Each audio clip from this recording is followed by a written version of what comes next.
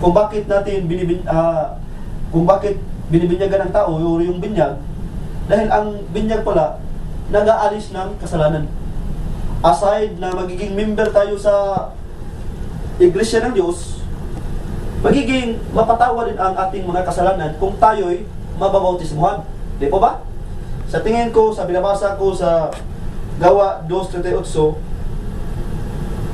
sa ngayon ang mga protestante dito, mangagsisi kayo at magbautismo ang bawat isa sa inyo sa pangalan ni Jesucristo sa ikapagpapatawad ng inyong mga kasalanan.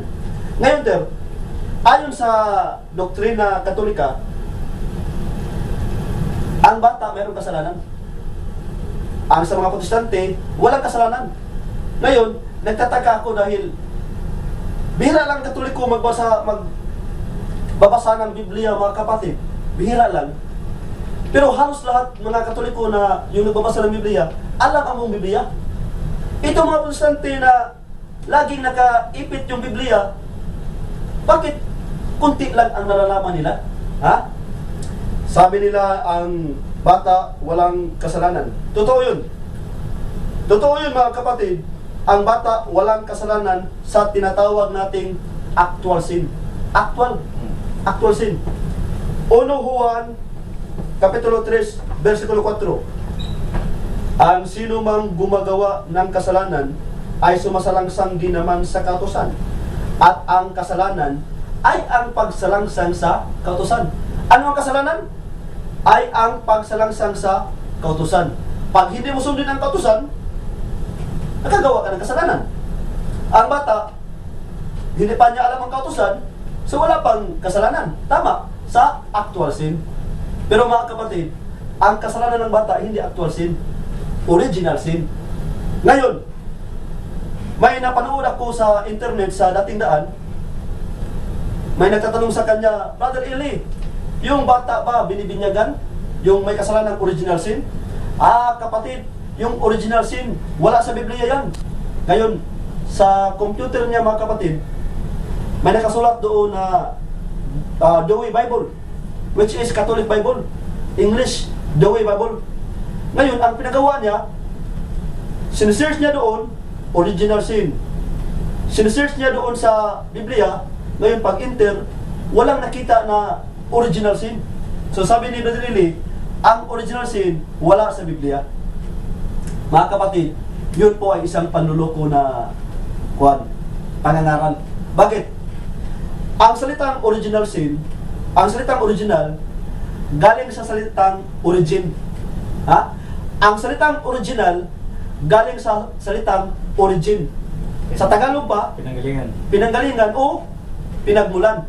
Pinagmulan. Roma 5:12. Basahin natin mga kapatid ang Roma 5:12. Kung hindi ba ito original sin? Kaya kung paano na sa pamamagitan ng isang tao ay pumasok ang kasalanan. Sa ngayon ka nasa pamamagitan ng isang tao ay pumasok ang kasalanan sa sanlibutan. At ang kamatay sa pamamagitan ng kasalanan. Di ba? Ulitin ko. Kaya kung paano na sa pamamagitan ng isang tao ay pumasok ang kasalanan sa sanlibutan. At ang kamatay sa pamamagitan ng kasalanan. Sa ngayon tayo nun. Karugtong. At sa ganito'y ang kamatayan ay naranasan ng lahat ng mga tao, sapagkat ang lahat ay nangagkasala. Tanong, itong sinasabi na sapagkat ang lahat ay nangagkasala, anong kasalanan nila? Ikaw, Ter? Ini-idea? Kasi Hindi actual ito. kasi lahat nagkasala, ibig sabihin, galing sa pinagmulan. Galing sa isang tao? Sa tao. Galing sa isang tao? So, yun ang tinatawag na original sin. Kaya ang bata, mga kapatid, basahin natin sa Biblia, litra po litra, may kasalanan. Una, Panaghoy 5:7. Panaghoy 5:7, mga kapatid. Ang aming mga magulang ay nagkasala at wala na, at aming pinasan ang kanilang mga kasamaan. At aming pinasan ang kanilang mga kasamaan. Pangalawa, na ang bata may kasalanan. Isaiah 48, versikulo 8. Kaya yung mga protestante dyan, take note kayo, isulat ninyo ito. Isaiah 48, versikulo 8. Oo, hindi mo narinig. Oo, hindi mo nalalaman. Oo, mula ng una ay hindi nabuksan ang iyong pakinig, sapagkat talastas ko na ikaw ay gumawa na totoong may kataksilan at tinawag na mananalangsang mula sa bahay bata. Imagine, ay tinawag na mananalangsang mula sa bahay bata. Dalawa yan. Pangatlo, awit 51.5. Ayon sa awit, mga kapatid, 51.5, ganito ang nakasulat. Narito, ako'y inanyuan sa kasamaan, at sa kasalanan ay ipinaglihi ako ng aking ina. Ang bata may kasalanan. Ngayon, sabi naman ng ibang relihiyon, hindi Brad, walang kasalanan ng bata. Dahil sa Ezekiel 18:20, ganito ang nakasulat. Ang kaluluwa na nagkakasala, mamamatay. Ang anak ay hindi magdadanas ng kasamaan ng ama, o magdadanas man ang ama ng kasamaan ng anak. Ang katwiran ng matuwid ay sa kanya, at ang kasamaan ng masama ay sa kanya. So walang original sin. Walang original sin. Pero ito ang sagot natin dito. Halimbawa, pag ang ama nakapatay, hindi pwedeng ibilanggo yung anak. Yung anak nagnakaw, hindi pwedeng ibilanggo yung ama. Yun ang patungkol nito. Ibig sabihin, sa actual sin, kanya-kanyang mananagot noon. Pero pagdating sa original sin, Ezekiel 18:2. Ito ang original sin, mga kapatid. Ezekiel 18:2. Anong ibig ninyong sabihin na inyong sinasambit ang kawikaang ito tungkol sa lupain ng Israel, na sinasabi, kinain ng mga magulang ang mga maasim na ubas? Sino ang kumain ng maasim na ubas? Ang mga magulang. Di ba din? At ang mga ngipin ng mga anak ay nagsisipangilo. O paano mangyari yun? Ang mga ngipin ng anak ay nagsisipangilo. Ang original sin, mga kapatid, halimbawa, para maintindihan natin, mayroong isang mayaman na pamilya din. Napakayaman. Tapos, mayroong isang anak.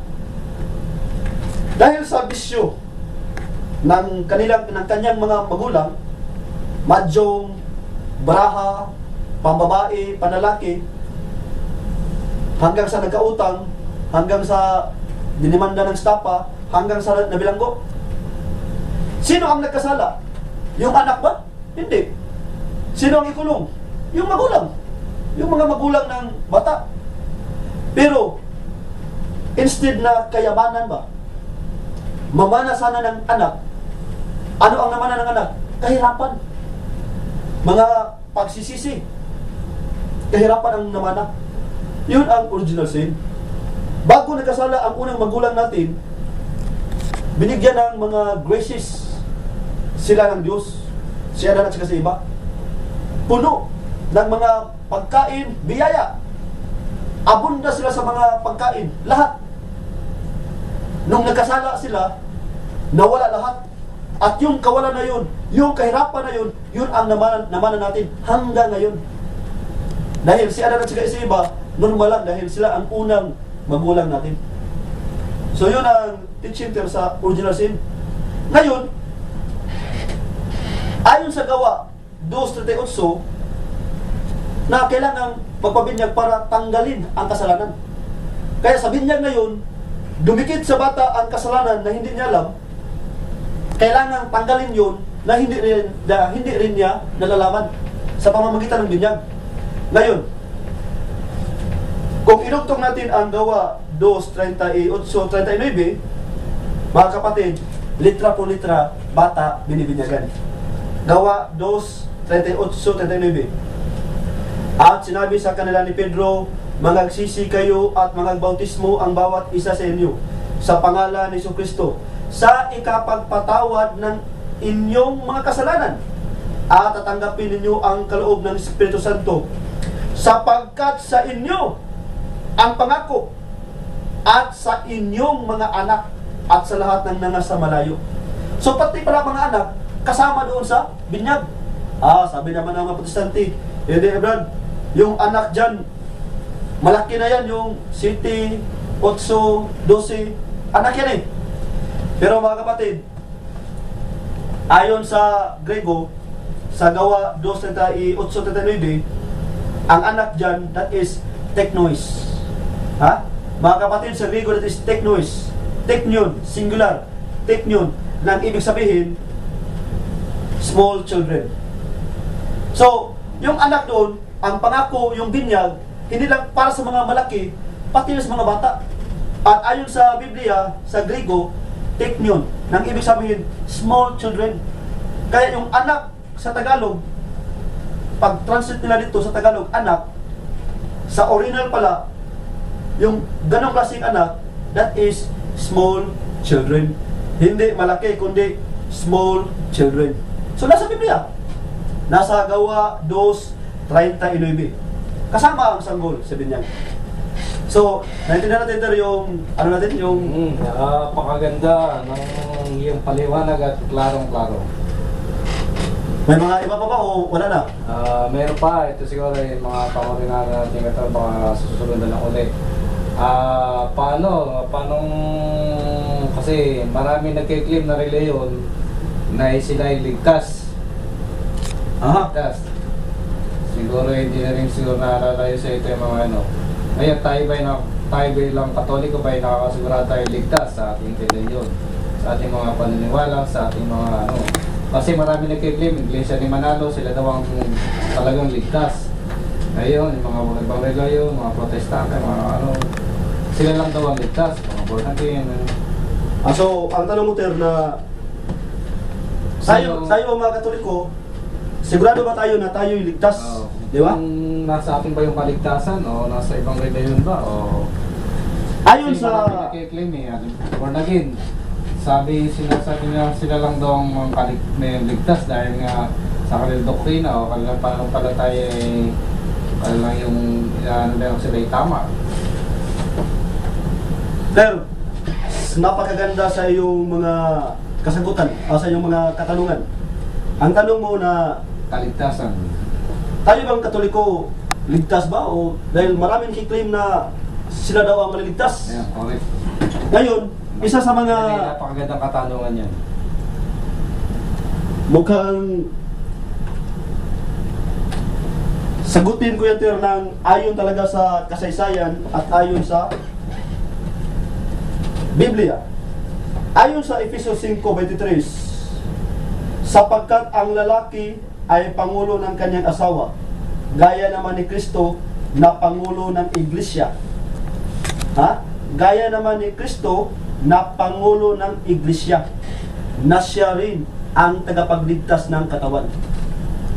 Ano ang katawan? Kolosas 1:18, iglesia. At siya ang ulo ng katawan sa makatuwid bagay ng iglesia.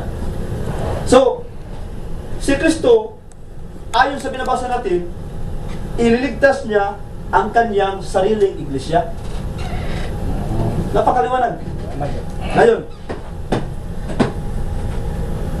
unahin natin ang dating daan. Ang dating daan, mga kapatid, hindi maaari na sila ang totoo.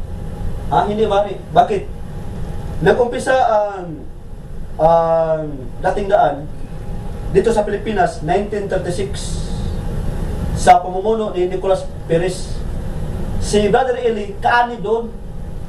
Ngayon, ayon sa internet, mga kapatid, ayon sa internet, nakuha ko ang record, umamin siya na siya ang nagparehistro doon sa SEC. Ngayon, dahil siya nagparehistro, ibig sabihin siya ang founder. Siya ang founder. Hindi, mali. Dahil ang masabasa sa Biblia,